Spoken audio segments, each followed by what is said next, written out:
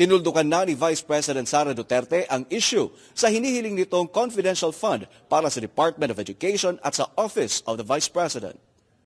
Sa budget deliberation ng OVP sa Senado araw ng Huwebes ay binasa ni Senador Sani Angara, Chairman ng Senate Committee on Finance, ang opisyal na katayuan ng Vice Presidente kaugnay sa confidential fund. Nakasaad sa nasabing dokumento na ayaw na nitong hingin ni VP Sara dahil nagiging dahilan ito ng pagkawatak-watak. Dagdag din ito na bilang Vice Presidente ay kanyang sinumpaan na kanyang pananatilihing mapayapa at matibay ang bansa. Binasa ni Angara ang pahayag matapos kinestyon ni Senate Minority Leader Aquilino Coco Pimentel III kung iapila ba ng Vice Presidente na ibalik ang orihinal nitong hinihiling na 500 million peso confidential fund para sa kanyang opisina para sa susunod na taon. According to her, the OVP can only propose a budget to support the safe implementation of its PAPs or programs, activities and programs to alleviate poverty and promote the general welfare of each and every Filipino family. Nonetheless, they will no longer pursue the CIF or CF.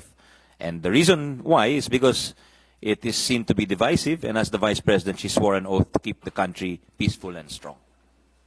Bukod sa OVP ay binitawan na rin ni VP Sara ang paghingi ng confi funds para sa Department of Education. Matatandaan na 150 million pesos ang hinihiling ng DepEd na confi funds para sa susunod na taon. Araw ng Miyerkules ay una nang sinabi ni Angara na inadapt ng Senado ang rekomendasyon ng Kamara para sa proposed budget ng 2024. Kabilang na dito ang pagtapya sa Confidential at Intelligence Fund na mula sa orihinal na 10.14 billion peso ay gawin na lang itong 9.82 billion peso para sa susunod na taon. Sa kabila nito ay nilinaw naman ni Senator Francis Tolentino sa isang manifestation sa plenaryo sa Senado na bagamat hindi na ito hihilingin ng pangalawang Pangulo ay maari pa rin itong ibigay ng Senado. Ayon kay Tolentino, hindi nakadepende sa ahensya o opisina ng gobyerno ang kanilang matatanggap na budget.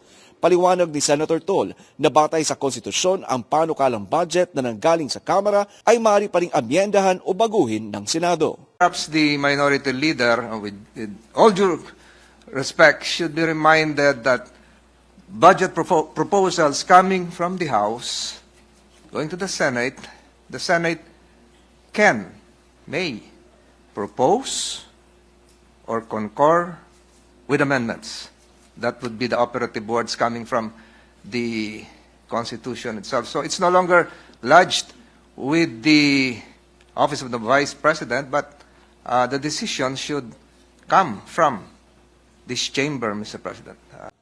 Mula dito sa Senado, para sa Diyos at sa Pilipinas kong mahal, Troy Gomez Agulat, SMRI News.